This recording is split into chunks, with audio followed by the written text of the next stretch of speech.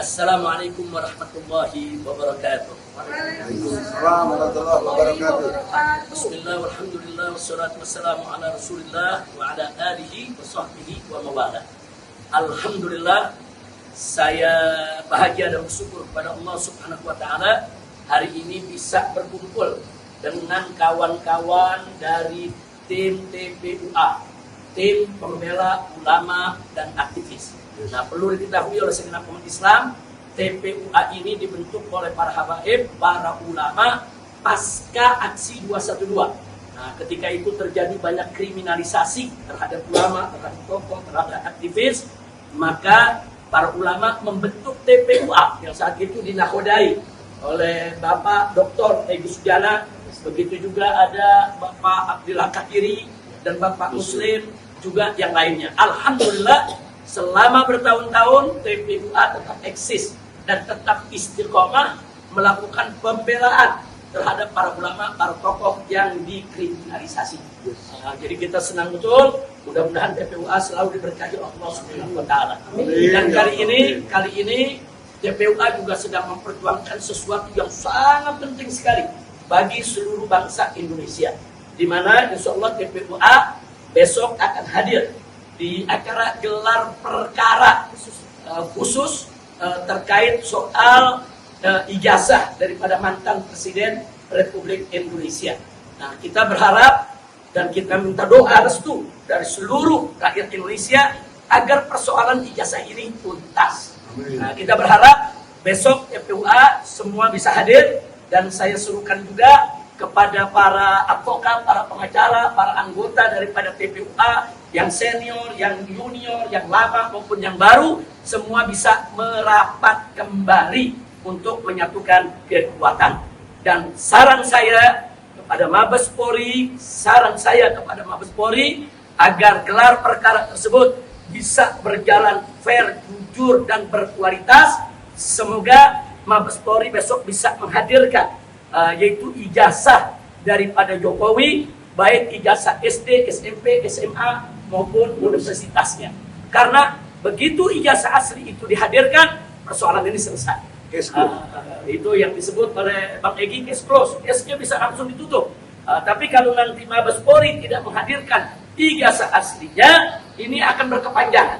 Nah, maka itu kita minta ini biar case close saja, biar selesai saja, hadirkan ijazah aslinya. Insya Allah ini akan menjadi satu pelajaran hukum yang berguna bagi seluruh bangsa Indonesia.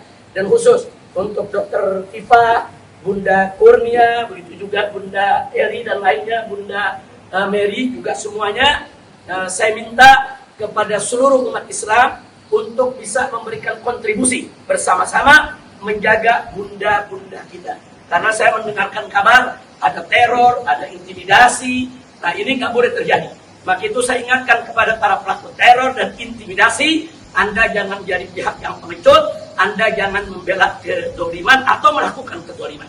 Nah, karena itu saya minta juga kepada laskar-laskar Islam dari berbagai macam ormas-ormas Islam dan seluruh umat Islam memberikan kontribusi jaga ibu-ibu kita dari segala bentuk teror dan intimidasi. Dan saya peringatkan pada semua pihak, siapapun dia, jangan coba-coba melakukan teror, intimidasi kepada pejuang-pejuang kebenaran dan keadilan. Karena itu Bang Egy, Bang Abdillah Katiri, begitu juga Pak Muslim, dan Bunda Tifa, Bunda Kurnia, begitu juga Bunda Beri, Bunda Iri, dan yang lainnya, tegar, sabar, tabah, dan tetap kita melaksanakan kewajiban kita untuk melawan kezaliman dan menegakkan keadilan. Insya Allah Allah berikan kemenangan. Takbir. Takbir. Allahu Akbar. Takbir. Takbir. Sallu ala Nabi. Nah, itu saja yang bisa kita sampaikan, Bang Egy dan kawan-kawan. Jangan sampai gak hadir. Hadir gelar perkara. Mudah-mudahan imam besar dilaksanakan.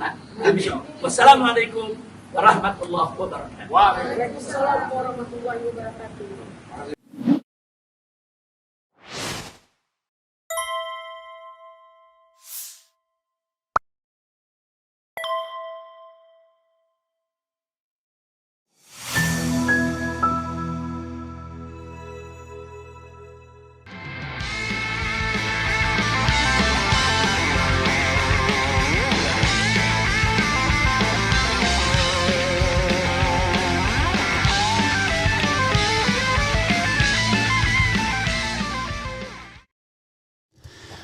Assalamualaikum warahmatullahi wabarakatuh.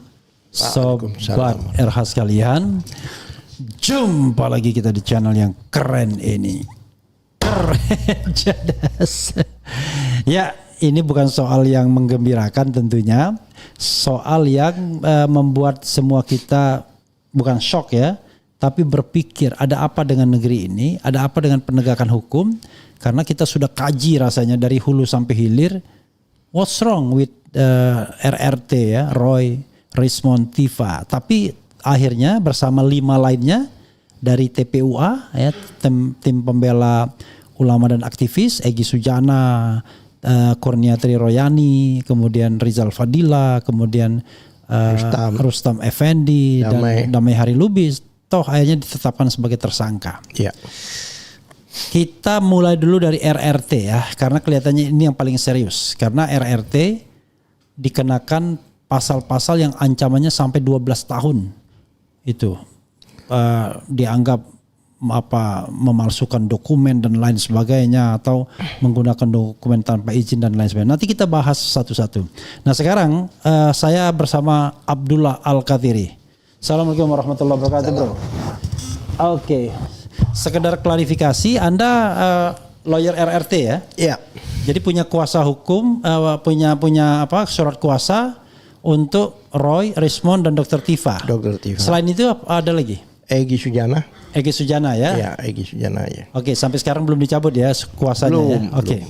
Oke, maksud saya biar kita point of clarification kan, ini kan sudah berarti Anda jadi penasihat hukum jadinya sekarang Dari kasus. orang ya? Ya. Nah, sebagai penasihat hukum, bukan lagi kuasa hukum ya, sebagai penasihat hukum, apa komentar Anda setelah RRT plus Egy Sujana ditetapkan sebagai tersangka dan plus 4 lainnya? Silakan. Sebenarnya kaget, mau gimana lagi? Kaget dalam arti begini, kami terlibat dengan masalah ini kan sudah lama, sehingga kami juga tahu pasal-pasal yang dikenakan itu. Yang mana pasal-pasal itu kan pasal-pasal yang sebenarnya tidak kena. Berapa kali kami katakan, ya kan? Dan digabung itu juga kami sudah protes berkali-kali. Peristiwa delik aduan digabung dengan pidana umum yang tidak punya kepentingan, ya kan? Ya seperti 310, 311 itu delik aduan yang Jokowi, kemudian pidana umumnya ya 160, kemudian 28 ayat 2 dan 28 ayat 3, kemudian 27A ya. Semuanya dan 28 ayat 2. Iya, semuanya ini kan kami sudah sampaikan ke beberapa stakeholder ya, bahkan kami ke Ombudsman, kemudian ke Komnas HAM, kemudian ke Kompolnas ya. Kompolnas antusias banget ya masalah ini. Dan mereka kan ahli-ahli hukum ya, bahkan mantan polisi, bahkan polisi aktif juga masih ada. Juga heran juga begitu kami sampaikan dan kami gelarkan, bahkan kami minta koreksi dari mereka yang mana sebenarnya yang salah dengan kami. Dari awal sudah SPDP dikeluarkan ya, waktu itu surat perintah dimulainya penyidikan ke kejaksaan. Kami kan sudah mempertanyakan, kok tiba-tiba pasalnya jadi banyak ini gitu loh. Makanya kalau saya bisa sebut ini pasal jaring ikan gitu loh. Dulu kayak dilempar gitu, ntar kena yang mana kan begitu. Berarti kan tidak istilahnya kan tidak yakin gitu loh.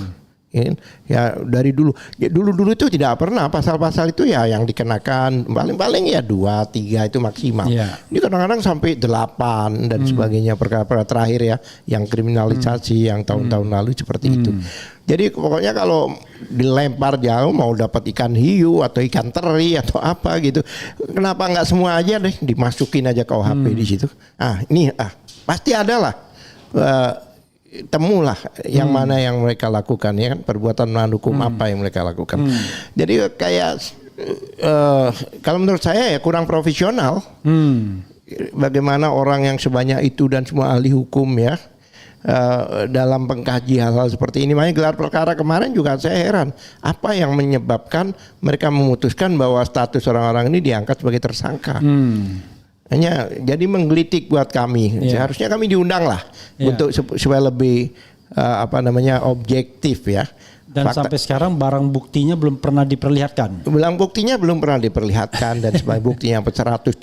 Iya. Lah kadang-kadang dari kelompok-kelompok yang sering dialog ya, dari yang biasa disebut orang dari Jokowi side, ya tentunya ada berapa orang yang dengan Roy Suryo yang sering berhadapan itu. Yeah. Itu kan mereka katakan bahwa wah ini alat buktinya 117. Mereka nggak paham alat bukti dan barang bukti. Iya, iya, iya, iya. Alat bukti itu ya alat bukti yang ada di 184. Yang ada itu barang bukti bukan alat bukti.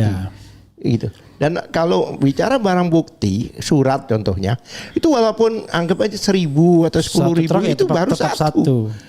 Baru satu itu dianggap satu. Jadi untuk menentukan orang itu tersangka harus ada 2 alat bukti. Dan itu harus bersesuaian, kan begitu. Ya, cuman kan dalam proses penegakan hukum kita kan banyak ahli-ahli yang sontoloyo juga. Nah, ya makanya sekarang jadi, keterangan ahli dicarilah misalnya ini, wah ini dianggap satu barang bukti ya, alat bukti elektronik misalnya. Iya. Wah, lalu ditunjukkan kepada ahli, udah cukup 2 alat bukti. Ini kadang-kadang sontoloyonya di sana. Iya benar, tapi ahli-ahli itu harusnya ahli yang berhubungan dengan masalah itu, yang kompeten. Ini kan ahli-ahli karena yang dihadirkan ahli sosiologi, ahli nggak tahu lah. Kan untung aja nggak ahli. Mereka kan cuma alat sertifikasi biasanya. Oke, teruskan. Ya, itu kan sering dihadirkan ahli-ahli. Sebenarnya ahli-ahli itu nggak ada hubungan dengan pasal maupun dengan perbuatan yang dilakukan. Oke, tapi jangan menduga karena kita bukan menduga, dikatakan kan ada berapa ahli itu. Saya yakin itu. Saya experience is the best teacher kan. Dari pelajaran kami dengan kasus-kasus sebelumnya itu kan mereka ada ahli-ahli yang mana ahli-ahli ada ahli sosiologi, pokoknya ada langganan polisi lah. Iya kan. Ahli bahasa. Ya langganan biasanya. Iya. Iya langganan betul. Kadang-kadang bingung juga loh ini apa kapasitasnya. Makanya biasanya ahli-ahli itu kami bikin pusing juga di pengadilan. Oke. Nah, jadi intinya Anda tidak terima ya? Ya tidak terima, dan juga buat kami ada yang perlu kami pertanyakan.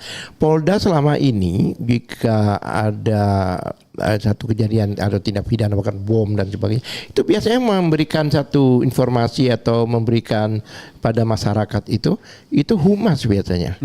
Wah ini langsung Kapoldanya kayaknya. Nah ini kan menarik ini, berarti ini ada betul-betul ada suatu kekuatan yang luar biasa ini sampai Kapolda turun tangan hanya untuk menyampaikan pada masyarakat. Oke. Dan Kapolda memberikan statement yang menggelikan, ridiculous ya kan? Bahwa katanya Kapolda Metro sebut ijazah Jokowi yang dianalisa Roy Suryo CS hasil editan. Ijazah aslinya ada. Ini kan kita ini kayak seperti main peta umpet gitu ya. Ya kan perlu dipertanyakan siapa yang edit. Ya that's okay, tapi maksudnya nanti kita sampai ke sana ya. Oke. Nah bro, sekarang coba kita bahas satu-satu ya. Pasal-pasal yang dikenakan pada RRT dulu ya. Oke, nanti Anda bahas biar enak ya kita ya. Pertama ada pasal 310 KUHP, Kitab Undang-Undang Hukum Pidana. Iya. Yaitu barang siapa sengaja merusak kehormatan atau nama baik seseorang dengan jalan menuduh dia melakukan sesuatu perbuatan dengan maksud yang nyata akan tersiarnya tuduhan itu, dihukum karena menista dengan hukuman penjara selama-lamanya 9 bulan. Dendanya nggak usah kita sebut, denda kan konteks zaman dulu ya. Apa komentar Anda terhadap pasal ini? Ya sekarang kalau dikatakan bahwa itu mencemarkan nama baik, yang mana? Kan harus tahu dulu, ini loh. Ya kan? Selama ijazah itu tidak ditunjukkan, tidak bisa diklaim mencemarkan nama baik. Selama ini kan ijazah tidak ditunjukkan. Bahkan pada sidang-sidang pidana pun yang seharusnya siapa yang menuduh itu harus membuktikan, itu pun tidak ditunjukkan. Bagaimana dikatakan pencemaran nama baik? Satu hal lagi, dan pasal itu bukan hanya satu ayat, ada 3 ayat. Coba ayat ketiga itu kalau boleh dibacakan itu di situ. Cari pasal 310 ayat 3 KUHP ayat 3 ya. Coba kita. Ini kan kita masukkan pasal-pasalnya yang dulu. Pasal 310 KUHP ayat 3 atau ayat 2? Ayat 3. Oke. Oke. Oke. Anda jangan nyuruh kita baca. Oke. Oh ya nggak apa-apa. Kemudian nanti kalau sudah di share ya. Ya, Kalau sudah, begini. Itu. Saya baru kan waktu itu kan disampaikan, diumumkan kan mau menjelang sholat Jumat ya. Ya. Posisi saya sudah di masjid kemarin tadi itu. Ya. Telepon banyak orang mempertanyakan ke saya juga bingung juga. Saya lagi di masjid, saya tanya ini tersangka gini-gini, aku bilang nanti aja dulu lah, saya masih berurusan sama yang di atas, saya bilang itu. Saya juga heran kenapa harus detik-detik sholat Jumat ya? Apa supaya tidak semua orang tahu? Menghindari biasa ya kan? Hah? Untuk Kalau nggak gitu biasanya tengah malam ya. Kalau tengah malam DPR biasanya itu. Ya, ditanyakan, kemudian disebutlah pasal-pasal itu. Saya bingung juga karena kami itu sebagai ahli hukum juga ya. Kami ini bukannya pembela-pembela seperti fisik ya. Kami ini pembela adalah pembela keadilan juga, membela penegakan hukum. Dalam arti apa yang dilihat oleh polisi sama dengan apa yang kami lihat. Ya kan? Ilmu yang dipunyai oleh polisi sama dengan ilmu yang kita pelajari juga. Ya, intinya adalah pasal ini tidak berlaku kalau untuk kepentingan publik kan begitu kan? Untuk kepentingan umum. Iya, untuk kepentingan Jadi umum. tidak ada dikatakan pencemaran nama baik demi kepentingan umum. Kenapa? Ada sudah pasalnya sudah tadi belum? Ya itu tadi yang saya omongkan. Ya. Nah, ayat 3 itu demi kepentingan umum. Bahkan ini kan semua orang ingin tahu. Masyarakat seluruh Indonesia ingin tahu. Bahkan tokoh-tokoh sudah berbicara. Dan bahkan pengakuan sendiri dari Karo Wasidik waktu itu pada saat gelar perkara ini sudah merupakan isu nasional. Berarti apa? Ini adalah masalah nasional. Masalah seluruh bangsa Indonesia, seluruh rakyat Indonesia. Dan kepentingan umum. Ini kan sederhana banget. Hanya dengan menunjukkan saja, itu sampai dia membuat mengumpulkan barang bukti sampai 117. Hanya untuk membuktikan satu lembar, dia buktikan dengan barang bukti 117 poin. Kok berat banget gitu loh. Sebenarnya kalau memang masalah ini tidak ada masalah ya, itu sama dengan seperti Obama yang berapa kali kami katakan waktu itu, bahwa Obama pada waktu diragukan warga negaranya, dia kan dudukan certificate of birth-nya dia kan, ditunjukkan akte kelahiran, selesai udah. Ya tunjukkan pada orang yang memasalahkan kan begitu. Tunjukkan ada, bahkan ditunjukkan sama orang yang selama ini membela. Kalau selama ini tunjukkan sama orang yang membela ya sama aja sama bohong gitu kan. Oke. Jadi Anda mengatakan pasal itu nggak bisa dikenakan karena tidak untuk kepentingan umum. Itu pasal. Dan juga pasal 311 yang namanya. Saya bacakan dulu dong. Boleh. Pasal 311 saya bacakan. Barang siapa melakukan kejahatan menista atau menista dengan tulisan dalam hal ia diizinkan untuk membuktikan, dan jika tuduhan itu dilakukannya sedang diketahuinya tidak benar ya, dihukum karena salah memfitnah dengan hukuman penjara selama-lamanya 4 tahun. Jadi tadi mencemarkan nama baik dan dia dikasih kesempatan untuk membuktikan. Dan ketika dia kasih kesempatan, dia tahu itu enggak benar tapi dia kemudian tetap memfitnah, maka dikenakan 4 tahun. Nah, pertanyaannya adalah pertanyaannya adalah bagaimana kita tahu memfitnah? Oke, silakan Anda komentar. Ya, begini, untuk membuktikan 311 itu harus terbukti 310-nya dulu. Ya. Ya, mana yang difitnah 310 dulu terbukti baru bisa ditarik gitu. Itu tidak bisa dipisahkan. 310 dengan 311 itu satu kesatuan yang enggak bisa dipisahkan.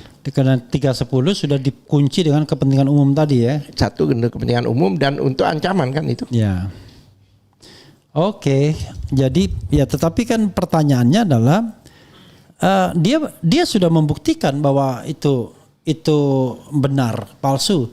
Kan tadi kan dia bilang dia dikasih kesempatan untuk membuktikan. Ya. Dan dia tahu itu salah, tapi dia kemudian tetap ngomong benar atau sebaliknya kan. Ya. Kalau Rasulullah kan tidak ada keraguan dia mengatakan itu palsu. Artinya dalam hati kecil dia juga sama dengan apa yang dia ucapkan gitu. Yang saya tahu karena mereka juga klien saya ya, yang saya tahu mereka itu punya data pembanding, tapi kan belum pernah diminta. Punya. contohnya teman-temannya yang pada waktu itu pada tahun yang sama, wisuda tahun yang sama, itu kan memang beda. Ya. Beda gitu loh. Lah oleh sebab itu mereka yakin bahwa ini palsu. Karena memang beda. Ya keyakinannya didasarkan. Tapi selama ini kan tidak pernah diminta, ya kan, bukti-bukti dari kami. Kemudian tidak pernah diminta saksi-saksi dari kami. Kan biasanya kalau emang penegakan hukum yang sebenarnya, yang benar-benar mencari keadilan, ya kan, atau mencari kebenaran material, seharusnya kalau istilah wartawan itu cover both side kan begitu, ya kan, seharusnya dia juga jangan cari yang mau iya sampai sekian puluh orang dah. Masalahnya bukan itu. Masalahnya kan kita seharusnya diberi hak. Itu hak kita juga untuk menyampaikan saksi-saksi. Hak kita juga untuk menyampaikan ahli. Tapi kan tidak pernah itu diberi kesempatan untuk itu. Tiba-tiba loncat tersangka. Jadi seperti orang bermusuhan ya jelas aja. Mereka katakan dia salah. Tapi kalau memang penegakan hukum yang benar, dia harus diperiksa secara komprehensif sebelum mentersangkakan seseorang. Yaitu oke, Anda punya saksi nggak? Ada. Anda punya ahli nggak? Ada. Ya, kami periksa dulu. Nah, dari kumpulan itu baru diadakan gelar.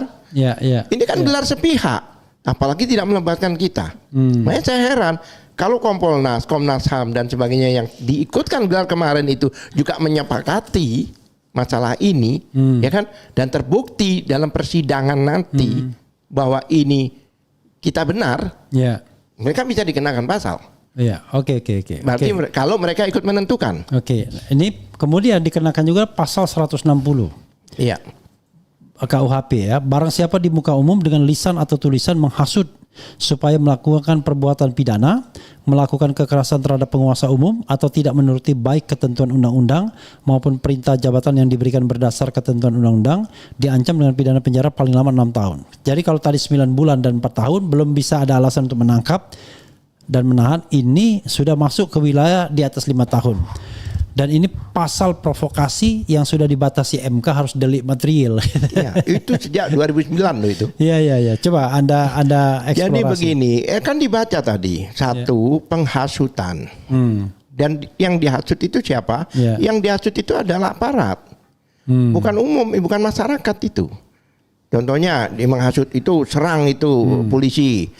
Coba lempar itu mobil seperti itu. Itu penghasutan terhadap aparat. Kedua, yaitu tadi deliknya ini bukan formil lagi tapi sudah material. Yaitu harus ada 3 pihak, yaitu penghasut, yang menghasut, yang dihasut, dan perbuatan karena hasutan itu. Itu harus semuanya terbukti secara fisik. Karena sebelum itu dirubah oleh, kalau nggak salah itu putusan MK nomor 7 tahun 2009 itu yang merubah jadi formil ke material itu. Itu sebelum itu dirubah menjadi material, itu dulu orang baru ngomong saja itu sudah kena potensi. Ya, kalau sekarang tidak. Sekarang tidak material. Dan itu harus sesuai. Contohnya bakar itu, dia benar bakar. Kalau bakar itu, tapi dia nebang pohon gitu, nggak nyambung. Nggak nyambung. Oke, jadi pasal ini nggak bisa dikenakan pada Tidak bisa dikenakan. Karena apa materi penghasutannya dan kemudian apa pula ininya. Pertanyaan saya, masa polisi tidak tahu? Iya. Kalau polisi maksakan pasal itu, ya naif banget menurut saya. Iya. Yang jelas apalagi petinggi-petingginya kan. Delik materialnya nggak jelas apa delik materialnya. Iya. Atau jangan-jangan dia menghasut orang untuk tidak percaya. Iya. Jadi nanti orang terpengaruh. Wah, sebanyak yang tidak percaya. Lalu disampaikan hasil survei. Iya. Jadi jangan salahkan, banyak orang mengatakan kriminalisasi itu. Oke. Karena apa? Ya, mereka harus mempertanggungjawabkan ini. Pasal-pasal ini harus dijawab. Bukannya sekedar ditaruh itu tadi jaring ikan aja. Oke. Nggak tahu ikan apa yang mau ditangkap, yang penting lempar aja jaring. Oke, ini berikutnya ya, pasal 27A jungto pasal 45 ayat 4. Iya. Loh, kamu pasal 32 belum dimasukkan, Ki. Pasal 32 dan 35. Itu dulu pasal 32 dan 35 Undang-Undang ITE yang 2008 ya di ini lagi. Oke, kita bahas yang ada dulu ya, yang ringan-ringan dulu. Yang agak ringan ini ujian tesis ini, Pak. Pasal 27A ya, jungto pasal 45 ayat 4 Pasal 27A-nya, setiap orang dengan sengaja menyerang kehormatan atau nama baik orang lain dengan cara menuduhkan suatu hal dengan maksud supaya hal tersebut diketahui umum dalam bentuk informasi elektronik dan atau dokumen elektronik yang dilakukan melalui sistem elektronik. Oke. Jadi kalau tadi manual KUHP ini elektronik. Iya. Kemudian ancaman hukumannya 2 tahun dan atau denda paling banyak 400 juta rupiah. Komentar Anda lagi. Pasal 27A itu adalah apa istilahnya pencemaran, Ya. tapi dengan menggunakan elektronik, Ya. ya kan medsos lah istilahnya. Nah, itu harus terbukti dulu pencemarannya 310. Ya. Kalau nggak terbukti nggak bisa. Itu kan menggunakan alat. Ya. Satu. Yang kedua di pasal 27A itu Ya. menurut putusan MK juga, Ya. kalau nggak salah itu 115, kalau nggak salah itu putusan MK 115, ya kan? Itu tidak berlaku jika itu pejabat negara Ya. atau korporasi. Ya. Nah, kalau selama ini kan Jokowi kan saat ini itu kan pejabat negara atau anggap aja Danatara itu korporasi ya, perusahaan. Ya itu di situ, ya kan, pejabat negara maupun pejabat korporasi. Korporasi. Korporasi, Ya. perusahaan. Ya, itu faktanya dia menjabat di situ. Itu tidak bisa dikenakan. Satu, ada 2 hal. Satu, pasal 310-nya harus kena dulu. Ya. Baru bisa Prosedurnya dikenakan. ya. Ya, itu. 310 kena baru Ya, ini bisa baru kena. yang kedua lagi selama dia sebagai pejabat negara atau Pejabat publik. publik atau korporasi tadi, Ya. maka tidak bisa dikenakan. Oke. Itu putusan MK nomor 115 kalau nggak salah itu. Ya, oke. Kalau nggak salah, pokoknya putusan MK itulah. Nanti Iya, nomornya iya. kita cek Enggak, ya. saya bingung antara Iya. 105 dengan 115. Pasal 28 ayat 2 ini, Undang-Undang ITE yang 2024 tadi 2024 juga. Nanti kita tanya Undang-Undang ITE yang 2008 ya.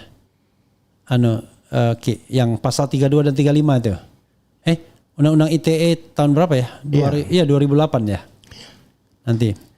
Nah, ini setiap orang dengan sengaja dan tanpa hak mendistribusikan dan atau mentransmisikan informasi elektronik dan atau dokumen elektronik yang sifatnya menghasut, mengajak atau memengaruhi orang lain sehingga menimbulkan rasa kebencian atau permusuhan terhadap individu dan atau kelompok masyarakat tertentu berdasarkan ras, kebangsaan, etnis, warna kulit, agama, kepercayaan, jenis kelamin, disabilitas mental dan disabilitas fisik.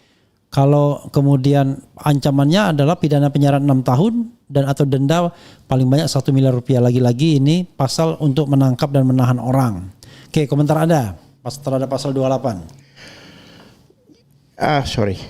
Kalau yang pasal 28 ayat 2, ya kan, itu jelas bunyinya deliknya itu belum kena sebelum masuk kata-kata berdasarkan. Ya. Di situ kan baik anggap aja saya menghasut. Ya. Anggap saja saya ujaran kebencian. Ya, tapi kalau dasarnya tidak, ya, deliknya itu baru bisa. Apakah Jokowi ras kan gitu? Iya. Apakah kebangsaan, ya kan? Apakah etnis, warna kulit, agama, kepercayaan, jenis kelamin? Padahal yang dimasalahkan ijazah. Iya. Orang tidak mempermasalahkan rasnya, kebangsaannya, etnisnya, warna kulitnya, agamanya, kepercayaannya, jenis kelaminnya, disabilitas mental atau disabilitas fisik. Itu. Oke. Dan tidak ada dan lain-lain loh di situ. Iya. Berarti itu ini bahwa itu tadi ras, ya, kebangsaan, kemudian karakter termasuk tadi ras, kebangsaan, etnis, warna kulit, agama, kepercayaan, jenis kelamin, disabilitas mental atau disabilitas fisik. Semua ini tidak termasuk ijazah. Ya. Nah, itu kecuali kalau ada latar belakang pendidikan. Pertanyaan saya sekali lagi, masa polisi tidak tahu? Ya. Lah sekarang ini kan artinya kan yang dihadapi polisi ini kan juga orang-orang yang paham hukum. Oke. Kami ini bukan berseberangan dulu dengan kami ini sebenarnya mitra dengan polisi, mitra dalam penegakan hukum. Pasal 28 ayat 2 itu tidak ada menyinggung ijazah. Ya. Tapi menyinggung karakter orang, ya kan, menyinggung soal etnis, soal ras dan sebagainya tadi. Nah, kenapa tetap dipakai? Ya seperti ada orang ngajukan pencurian contohnya. Pencurian. Tapi sebenarnya pasalnya tidak ada masalah pencurian, tapi dikenakan. Ya nggak kena sasarannya. Oke ya. Kemudian pasal 32 sudah tadi di-share. Belum, itu aja 28 ayat 3 nggak disinggung situ ya, nggak ada ya. Nggak ada. 28 ayat 3 soal apa? Tadinya kan 28, nah ini menarik. Tadinya dari awal itu ada 28 ayat 3. Ayat 1 berita bohong. 2 dan 3. Saya kan ngikuti dari awal. 28 ayat 3 itu terus dianulir. Karena apa? Karena itu masalah kebohongan. Ya. Jadi itu sebenarnya itu mengadap undang-undang yang sudah dihapus dengan 146, yaitu pasal 14 ayat 1, 14 ayat 2 dan pasal 15, yaitu kebohongan yang menimbulkan keonaran. Enggak, itu pasal 28 ayat 1. 28 ayat 3. Coba lihat. Ini ayat 1. Pasal 28 ayat 1 Undang-Undang ITE menyatakan bahwa setiap orang dengan sengaja dan tanpa hak menyebarkan berita bohong dan misalkan yang mengakibatkan. Tapi tentang bisnis. Oh iya oke. Jadi yang tiganya ya? Iya, Okay, ayat 3. Iya, oke. Gitu loh. Ya, itu kan kenapa itu dianulir? Karena kalau itu diajukan berarti harus membuktikan ijazahnya. Makanya kan heran juga. Kenapa kok tiba-tiba yang kira-kira pembuktiannya itu ijazah itu dianulir? Ini pun dugaan kami, ya kan, pasal 310, 311 ini nanti tidak akan maju. Karena itu harus membuktikan ijazah di persidangan. Yang maju nanti ya pasal-pasal yang abal-abal tadi. Saya berani katakan pasal-pasal nggak jelas tadi. 160, 28 ayat 2, 28 ayat 3. Itu yang akan ditonjolkan. Oke, coba kita lihat pasal 32 ya, yang lebih ngeri nih ya. Setiap orang dengan sengaja dan tanpa hak atau melawan hukum, ini yang tahun 2008 ya, Undang-Undang 11 2008, bukan 2024. Setiap orang dengan sengaja dan tanpa hak atau melawan hukum dengan cara apapun mengubah, menambah, mengurangi, melakukan transmisi, merusak, menghilangkan, memindahkan, menyembunyikan suatu informasi elektronik dan atau dokumen elektronik milik orang lain atau milik publik. Iya. Nah, jadi dikenakan pasal ini dia dianggap merusak. Jadi Roy Suryo dianggap mengubah, ya kan? Menambah, mengurangi, melakukan transmisi, merusak, menghilangkan, memindahkan, menyembunyikan suatu informasi elektronik. Jadi itu dan ancaman hukumannya ini 8 tahun. 8 tahun atau 12 tahun ya? 8 tahun ya. Yang 35 yang 12 tahun. Ya, ini 8 tahun ini. Gitu. Itu namanya pasal halu kalau menurut saya itu. Kenapa saya katakan pasal halu? Ya bayangkan mereka tidak pernah mengubah. Mereka hanya meneliti. Mana pernah dengar kita bahwa Resmond, Roy atau dan sebagainya itu mengubah? Tidak ada yang mengubah. Tidak ada. Dan satu hal lagi ya. Ini adalah dokumen publik. Setiap orang boleh menguji, meneliti dan sebagainya itu diperbolehkan. Undang-Undang nomor 14 tahun 2008 itu pasal 4-nya itu kan dikatakan bahwa setiap warga negara itu berhak untuk melihat, mengkaji, mendiskusikan dan sebagainya. Itu berhak. Karena dokumen itu sudah bukan dokumen pribadi. Karena digunakan pada waktu itu untuk apa? Untuk persyaratan menjadi pejabat publik. Jadi haknya itu udah nggak ada lagi, itu hak publik. Berkali-kali saya katakan keterbukaan itu harus selama dia sebagai pejabat publik. Yang berapa kali saya bilang jangankan ijazah ya, hartanya pun harus dideklar. Tidak boleh enggak. Jadi ini halu ini. Lah ini itu, yang saya jungtonya harus disertakan tuh berapa? Makanya kalau berapa hukumannya? Kalau ini sampai di persidangan, ya kan? Dengan lawyer-lawyer yang tim-tim kita seperti ini, ya kan, termasuk bunuh diri mereka.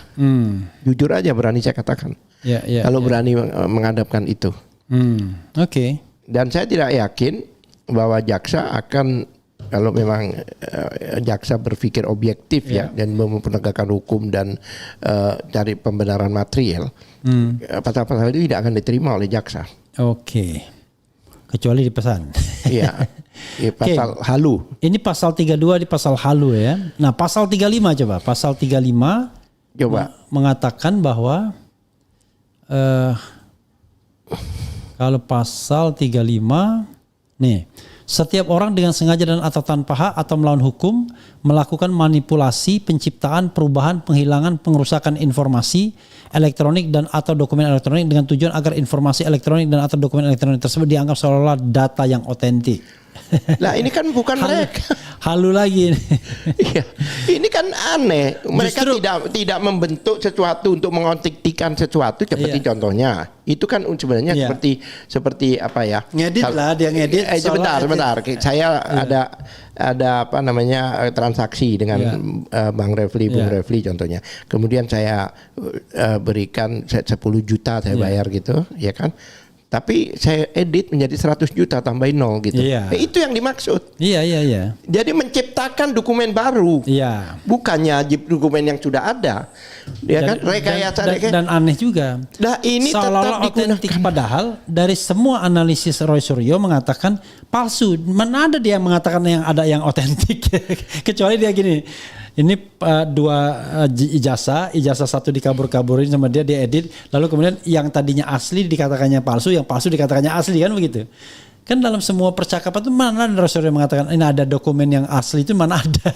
Iya kan, seolah-olah Roy Suryo dan Rismond dan sebagainya itu menciptakan dokumen baru. Iya. Iya kan? Merekayasa seolah-olah asli. Iya. Berarti dialah yang mendesain dan Jadi sebagainya. ini pasal halu juga ini. Ancamannya ini Sebenarnya begini loh. Ancamannya Artinya 12 tahun saya ini. heran ya. Artinya pasal-pasal seperti ini apakah tidak dibahas? Iya. Kalau memang digelar, apa yang digelar itu apa yang dibicarakan? Antara kita berdua aja bingung. Iya. Kalau memang ini hanya mengamini aja, apalagi yang disuruh menyampaikan Kapolda. Ibaratnya Ini ya kan, artinya kan mungkin Kapolda tidak mendalami secara detail ya, ya kan? Ya orang-orang yang memberikan masukan-masukan Kapolda dan menyampaikan pada masyarakat, kasih ini ancaman sebenarnya hukumannya juga. harus bertanggung jawab ini. Jungtonya dilihat beritanya. Ya. Oke.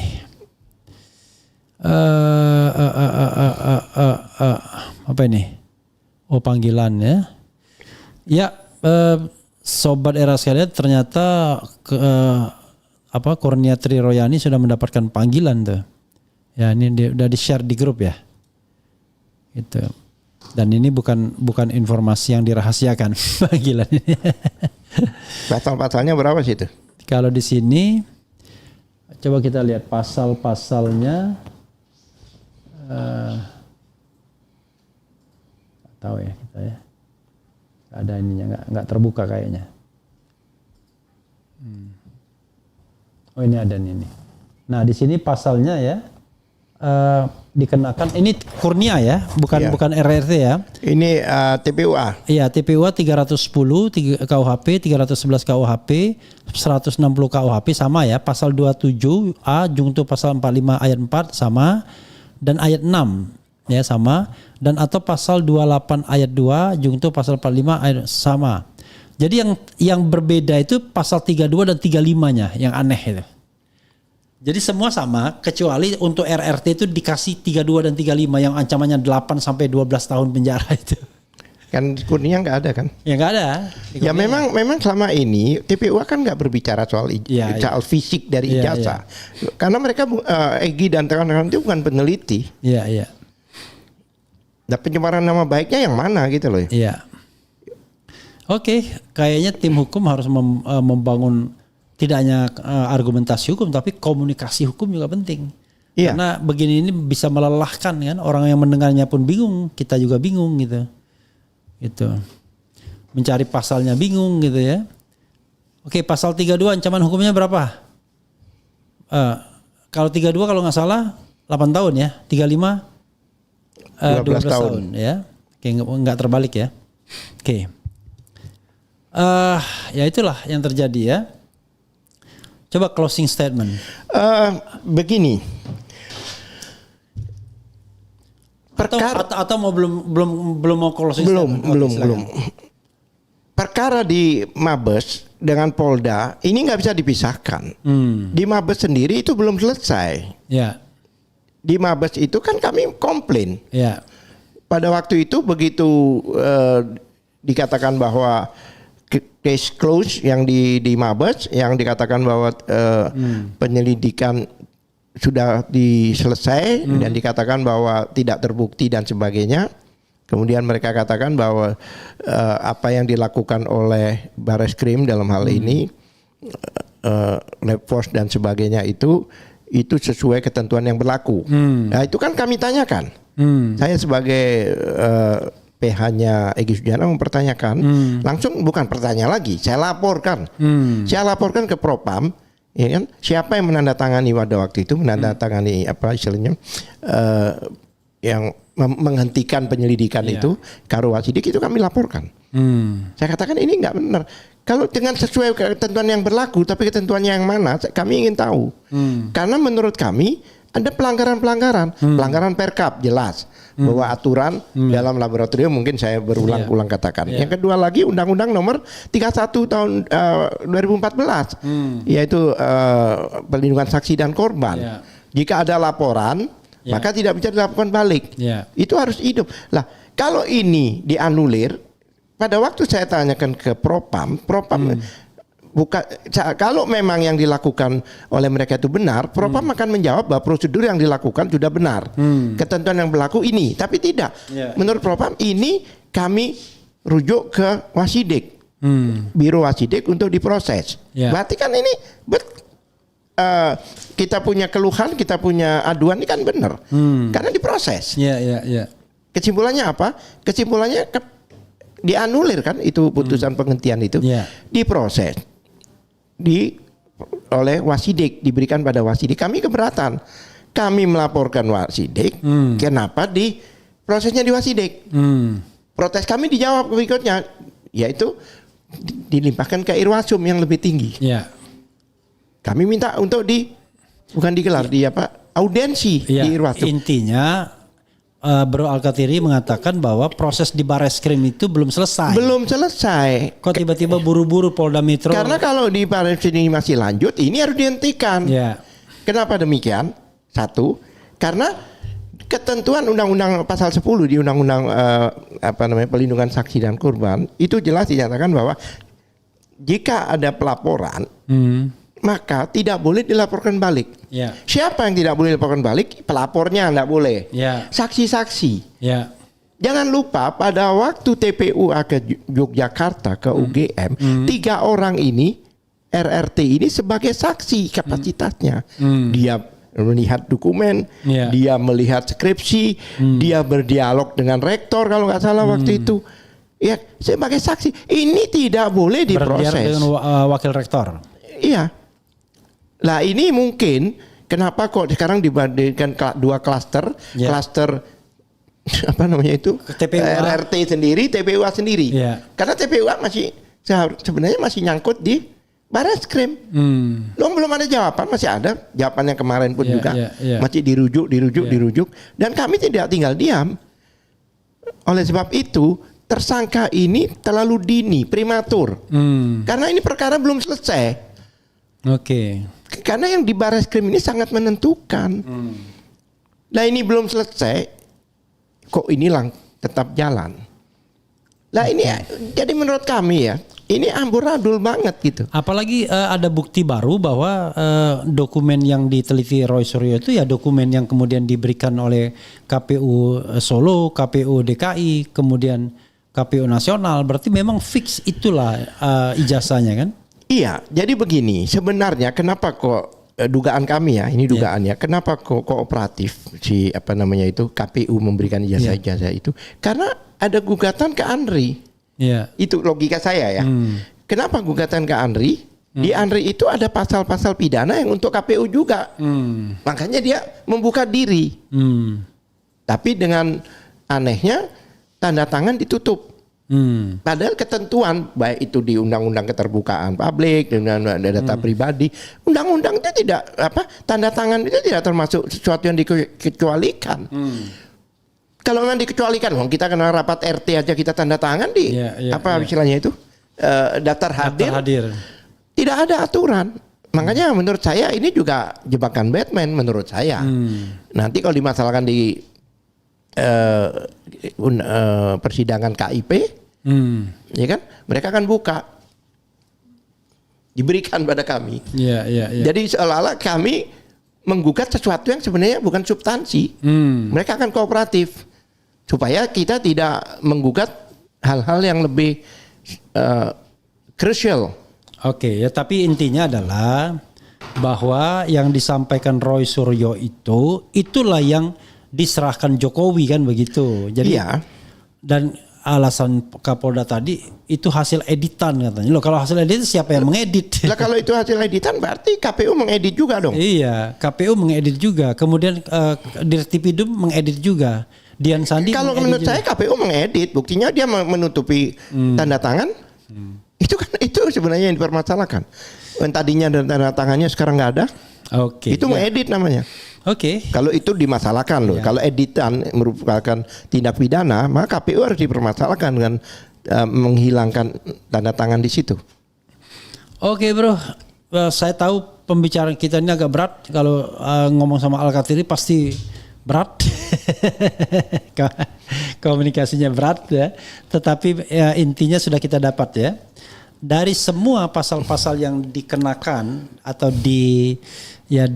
dituduhkan kepada para tersangka ini, terutama RRT, satu pun tidak ada yang sebenarnya deliknya kena. Ya, yang bisa memenuhi, sehingga unsurnya. Pertanyaannya memang pidananya apa gitu ya? Iya. Kalau pidananya penghasutannya di mana? Pidananya fitnahnya di mana? Pencemaran nama baiknya di mana? Kemudian kalau merusak dokumen elektronik, merusaknya di mana? Membuat dokumen elektronik baru, mengedit, siapa yang mengedit? Oke. Bro, silakan Anda melakukan closing statement. Sebenarnya ini tidak akan terjadi kalau Komisi 3 itu benar-benar melakukan fungsinya. Kami itu mengajukan sudah 4-5 bulan yang lalu kalau nggak salah di Komisi 3 untuk diuji di Komisi 3, tapi tidak dilakukan. Kalau itu sampai makanya saya juga heran anggota DPR yang baru ini apa benar-benar pro rakyat apa tidak. Sudah jelas rakyat mengadukan ke sana untuk diberikan satu perlindungan lah, bisa dikatakan demikian. Tapi tidak digubris lah. Sekarang seperti ini gimana coba? Apakah mereka tidak jadi apa ya? Ya harapan kita pada waktu itu dengan DPR yang baru ini, kita merasa bahwa wah ini akan Anda sempat berharap. Ya harap-harap cemas.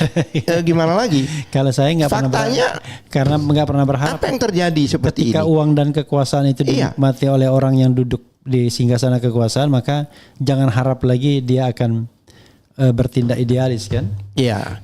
Yang jelas ya dengan adanya carut marut seperti ini, saya minta sekali lagi masih berharap ya bahwa Presiden Prabowo ini akan juga concern masalah ini seperti yang pernah dilakukan oleh beliau terhadap kasus Hasto dan Tom Lembong.